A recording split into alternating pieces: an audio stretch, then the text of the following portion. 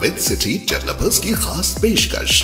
जहांगीर पीर दरगाह से 2 किलोमीटर पहले 6,000 रुपए पर स्क्वायर यार्ड, शमशाबाद एयरपोर्ट से कुछ ही दूरी पर। तो जल्द से जल्द हमसे रब्त अदा करें। Vincity developers private limited, behind choice function hall, VIP colony, Chandrayangutta, Hyderabad.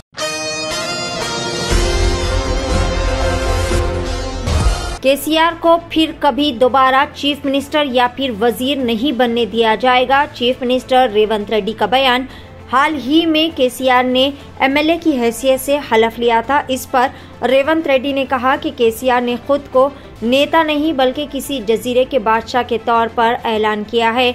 इन्होंने मजीद कहा कि 7,000 स्टाफ नर्सों को नौकरियां दी गई है। 15 दिनों में हम 15,000 कांस्टेबल्स की नौकरियां भी पूरी करेंगे।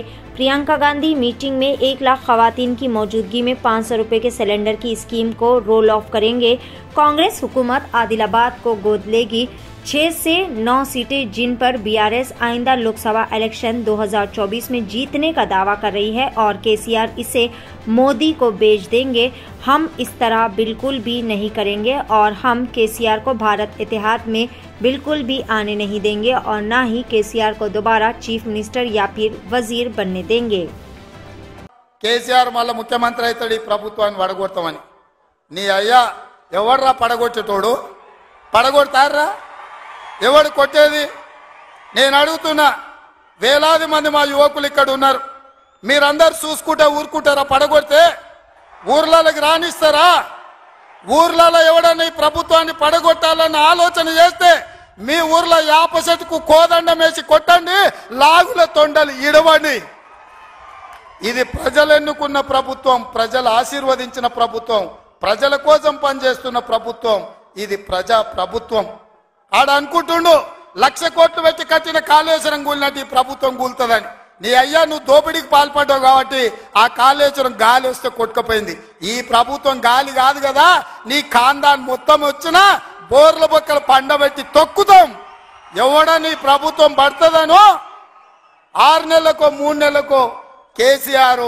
ముఖ్యమంత్రి అవుతాడని చెప్పిండంటే మూతి పండ్లు రాలుతాయని నేను చెప్పదలుచుకున్నా గా మన చూసిన నిత్యానంద స్వామి అని ఒక ఆయన ఉన్నాడు తెలుసు కదా మీకు అందరికీ ఆయన ఇక్కడక్కడైతే లాభం లేదని పోయి ఎన్నో దీవి కొనుక్కొని దానికి రాజు అని ప్రకటించుకున్నాడు ఇక కేసీఆర్ సంపాదించిన అక్రమ సంపాదన ఉంటే పోయి ఏమన్నా అడవిలో పోయి ఎక్కడన్నా పోయి దీవులలో పోయి దీవి కొనుక్కొని దానికి రాజు అని ప్రకటించుకోవాల్సిందే లేకపోతే ఆయన ఫామ్ హౌస్కి ఆయన ముఖ్యమంత్రి కావాల్సిందే తప్ప ఈ తెలంగాణ రాష్ట్రానికి మళ్ళీ జన్మలో ముఖ్యమంత్రి కాదు కదా మంత్రి పదవి కూడా కేసీఆర్కు రాదని నేను చెప్పదలుచుకున్నా నువ్వు చేసిన పాపాలకు నువ్వు పాపాల భైరవుడివి ఈ నిరుద్యోగ యువకులను ఉద్యమకారులను అమరవీరుల కుటుంబాలను రైతులను దళితులను గిరిజనులను మైనారిటీలను మహిళలను నిలువు దోపిడీ చేసి నిలువున ముంచిన నువ్వు నీకు సిగ్గన్న ఉందా మళ్ళీ పదవి కావాలని అడగడానికి నీకు కొంచెమైనా రోషం ఉన్నదాన్ని నేను అడుగుతున్నా ఆయన మాట్లాడుతున్నాడు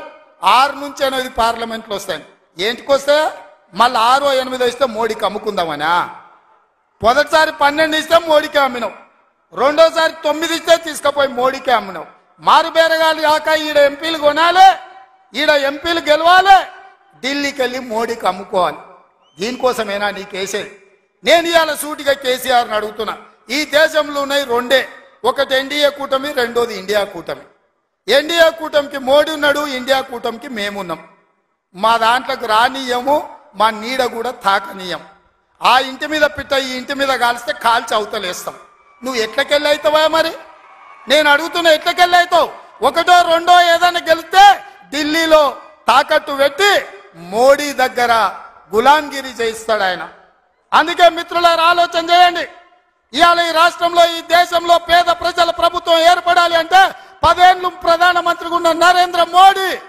ప్రతి పేదవాడి ఖాతాలో నువ్వు ఉద్యోగాలు ఇవ్వక 10 సంవత్సరాలు స్టాఫ్ నర్సులు నియమించక నువ్వు నిర్లక్ష్యం చేసిన కాబట్టే మొన్న మా దామోదర్ రాజ నరసింహ గారు వైద్య ఆరోగ్య శాఖ ద్వారా ఎల్బీ స్టేడియంలో 7,000 మంది ఆడబిడ్డలకు స్టాఫ్ నర్సు ఉద్యోగాలు మేమొచ్చి ఉద్యోగాలు ఇచ్చినాం నీ బిడ్డను నిజామాబాద్ ఎంపీల బండకేసి కొడితే తండ్రిగా నీకు దుఃఖం పొంగుకొచ్చింది నీ బిడ్డకెంబడే శాసన మండలిలో మళ్ళీ పదవి ఇచ్చినావు కానీ గా ఆడబిడ్డలకు స్టాఫ్ నర్సు ఉద్యోగాలు ఇచ్చినవా గది నీ నీతి నీ జాతి. మరి మేము 7,000 ఉద్యోగాలు స్టాఫ్ నర్సులు ఇచ్చినాం. ఇవాళ నీ అల్లుని నీ కొడుకుని మంత్రిని చేసుకున్నాం. కానిస్టేబుల్ ఉద్యోగాలు 15,000 ఉద్యోగాలు భర్తీ చేయక ఆకాశంలో వేలాడుతున్నట్టు త్రిశంకు స్వర్గంలో నిరుద్యోగ యువకులు ఉంటే కోర్టులో కేసు ఉంటే నువ్వేమైనా పరిష్కరించినావా అని నేను అడుగుతున్నా. అందుకే మేము వచ్చిన ఎంబడే హోంశాఖ నా దగ్గరనే ఉంది. డీజీపీని ఇతర అధికారులను పిలిచి సమీక్షించి వేలాది మంది నిరుద్యోగ యువకులు ఈ రోజు నిరుద్యోగులుగా అమీర్పేటలోనో లేకపోతే అశోక్ నగర్ చౌరస్తాల్లో దిల్సు నగర్ చౌరస్తాల్లో ఇంటికెళ్ళి తల్లిదండ్రులకు మొహం చూయించుకోలేక నిస్సారంగా జీవితం గడుపుతున్నారు. వాళ్లకు ఉద్యోగాలు ఇవ్వాలని కోర్టుల్లో ఉన్న కేసులను ఇవాళ త్వరితగతిన పరిష్కరించాలని ప్రయత్నం చేసినాం. నువ్వు ఎంత అడ్డం పడ్డా, నువ్వు ఎంత గగ్గోలు పెట్టినా, బిల్లా రంగాలు మమ్మల్ని ఎన్ని శాపనార్థాలు పెట్టినా 15 రోజుల్లో 15,000 కానిస్టేబుల్ పోస్టులు భర్తీ చేసే బాధ్యత, 15 రోజుల్లో 15,000 కానిస్టేబుల్ పోస్టులు భర్తీ చేసే బాధ్యత మా మంత్రివర్గం తీసుకుంటుంది. మాది బాధ్యత అని చెప్పి నేను ఈ వేదిక మీద నుంచి మాట ఇస్తున్న మిత్రులారా, ఈరోజు తెలంగాణ సమాజం ఆలోచన చెయ్యండి. ఈ తెలంగాణ రాష్ట్రం ఎవరి చేతిలో భద్రంగా ఉంటుంది? ఈ తెలంగాణ రాష్ట్రం త్యాగాల పునాదుల మీద ఏర్పడ్డ ఈ రాష్ట్రం ఎవరు భద్రంగా కాపలా కాస్తారు? ఎవరు భద్రంగా ఈ రాష్ట్రాన్ని అభివృద్ధి పదం వైపు నడిపిస్తారో మీరు ఆలోచన చెయ్యండి. మేము వచ్చే 60 రోజులు కానే లేదు, 2 నెలలు ఇంకా పూర్తి కాలే. 7 తారీఖు వస్తే 2 నెలలు, 7 తారీఖు ఇంకా 5 రోజులు తక్కువనే ఉంది. అప్పుడే 6 గ్యారెంటీలు అమలు చేయలేదంటాడు సన్నాసుడు. ఆయనతోని శాత కాదు ఎట్లా చేయడంటాడు. పిల్లి శాపనార్థాలకు ఉట్టి దిగిపడుతుందా? వీళ్ళ పొంకనాలు కాకపోతే 10 ఏళ్లలో మీరు ఏనాడైనా పేదవాళ్ళ ఇంటికి 200 యూనిట్లు ఉచిత కరెంట్ ఇవ్వాలన్న ఆలోచన చేసినవా? పేదవాడు ఆత్మగౌరవంతో బ్రతకాలి అంటే ఇందిరమ్మ ఇండ్లు ఇవ్వాలన్న ఆలోచన ఏనాడైనా చేసినవా? ఆరోగ్యశ్రీ పథకాన్ని నిర్వీర్యం చేసినావు. 10 లక్షల రూపాయలు వాళ్ళకి ఇన్సూరెన్స్ ఇవ్వాలన్న ఆలోచన ఏనాడైనా చేసినవా? ఇవాళ అందుకే ఆడబిడ్డల్ని ఆదుకోవడానికి 500 రూపాయలకు సిలిండర్ ఇచ్చి ఆడబిడ్డల్ని ఆదుకోవాలి, కట్టెలపై కష్టాల నుంచి వాళ్ళని కాపాడాలి అని తొందరలోనే మా ఆడబిడ్డల కోసం 500 రూపాయలకి ఇంటింటికి సిలిండర్ ఇచ్చే బాధ్యత మా మంత్రివర్గం తీసుకున్నది. 1,00,000 మంది ఆడబిడ్డలతోని ప్రియాంక గాంధీ గారిని రప్పించి 1,00,000 మంది ఆడబిడ్డల సమక్షంలో సిలిండర్ 500 రూపాయల కార్యక్రమాన్ని తొందరలోనే మీ ప్రభుత్వం మన ప్రభుత్వం తీసుకోబోతుంది అని చెప్పి మా మిత్రులందరికీ నేను చెప్పదలుచుకున్నా. అదేవిధంగా మిత్రులారా, ఇంటికి ఉచిత కరెంటు 200 యూనిట్ల వరకు ఇస్తామని ఆనాడు చెప్పినాం.